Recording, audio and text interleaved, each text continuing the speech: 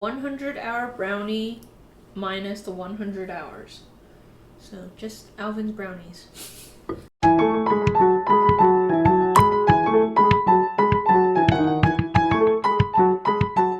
Hey guys, welcome back to Twins Try. I'm Christy. I'm Wayne.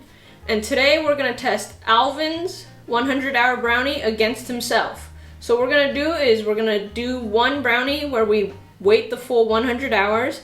And the second one we're going to bake immediately right after and see if it's actually worth waiting the 100 hours. We're going to go ahead and take some of that batter and bake it off immediately. And that way we can taste from flavor and the texture profile whether or not anything actually changes after waiting the full 100 hours. The assembly of the brownie batter is not out of the norm. We start with browned butter and jazz it up with espresso powder and lots of dark chocolate. That is actually one thing I love about Alvin's dessert recipes. They are multi-dimensional and are not flat in flavor, and they're typically not remarkably sweet. However, I do admit most of Alvin's desserts are gimmicky and play on the fact that they take an astronomical amount of rest time in order to develop or mellow out the flavors. As a normal person where fridge and freezer space is scarce, it makes it really difficult to find room to let a dessert sit in its cake pan or brownie pan for 3 days and take up that precious fridge and freezer space.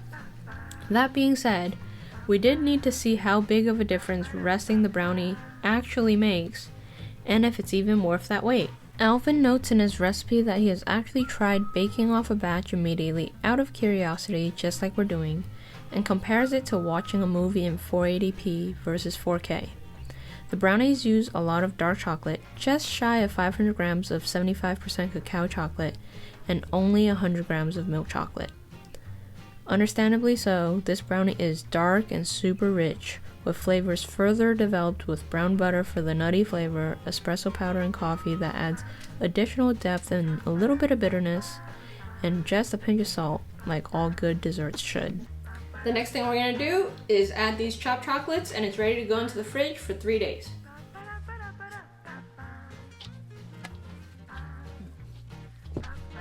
Alright, so we're going to go ahead and taste the batter right now just to kind of see what it's like. And then in 3 days, we're going to go ahead and taste the batter again just to see if the flavors kind of mellow out, because from what I read, it's supposed to be really coffee heavy right now. Cheers. I like it. I like it like this because I don't like my brownies too sweet. This is really dark, very bitter right now, which I love because I can't do super sugary desserts. So as it stands right now, I actually really like this. Yeah, it's nice and bitter. Hopefully the flavors don't mellow out too much, in my opinion. I think this is a good place for me personally, where I would be like happily eating these brownies. Yep, probably the whole pan. Yep. I'm gonna bake off our 2 brownies that I have down here, and we have some very square cookies we're gonna bake along with it, so we don't just turn on the oven for 2 brownies. Okay? All right, see you soon.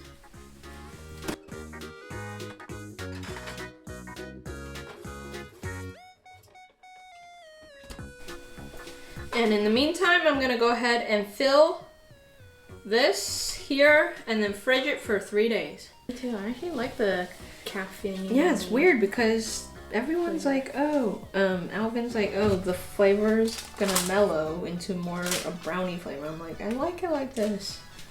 Yeah. But I think because we're not used to our desserts being obnoxiously sweet, you know, man.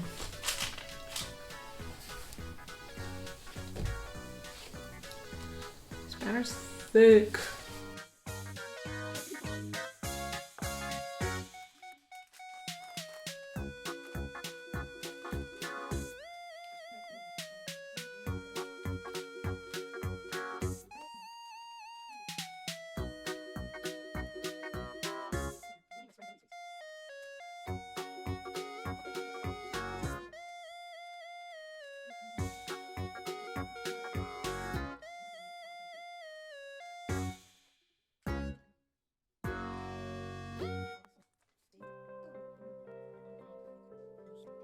This is our 100-hour brownie minus the 100 hours. So just Alvin's Brownies. Alright. Okay, we're gonna go ahead and give these a try. Hot. Doink.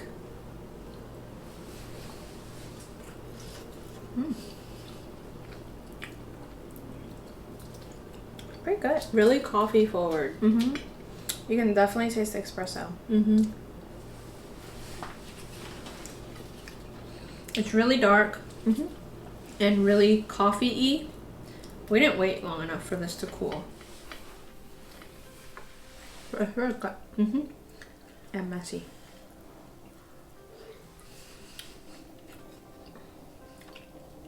There's a lot of pockets of melted chocolate. It's really, really good like this. Yeah. I do admit it is really, really dark. Mm-hmm. So this is probably up very few people's alleys. Especially when you think brownie. You don't think dark and bitter dessert.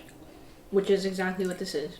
Yeah, but if you're not a fan of overly sweet brownies, I think right now, at this moment, before the flavors mellow out, this is a really good brownie. This is what it looks like. As you can see, it's really hardened now. Yeah, it's like extremely hard. Let's taste a little before it goes in. It tastes hard, It's like hard, super hard. hard. Yep. Cheers. It's mellowed out a lot. Yeah. But it's still pretty dark. So let's go ahead and throw it in.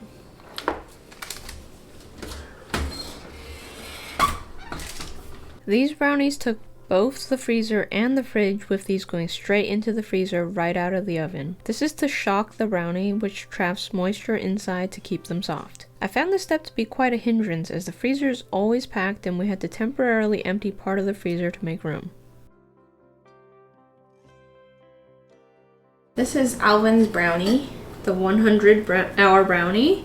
So let's see if it's worth 100 hours. The darkness lends itself to some kind of like mouth dryness. Even though the thing is very moist, it like sucks up the moisture in your mouth almost. Yeah. Right? And you have chocolate all over your lip. Understandably so. Alright, so we've just finished eating the 100-hour brownie, and it's full 100 hours. That's the 3 days in the fridge, and then baking it off, and then another day in the fridge. And I must say that does kind of mellow out its dark flavors. It is still very dark when you go to eat it, but it's less coffee and leans more into the chocolate side.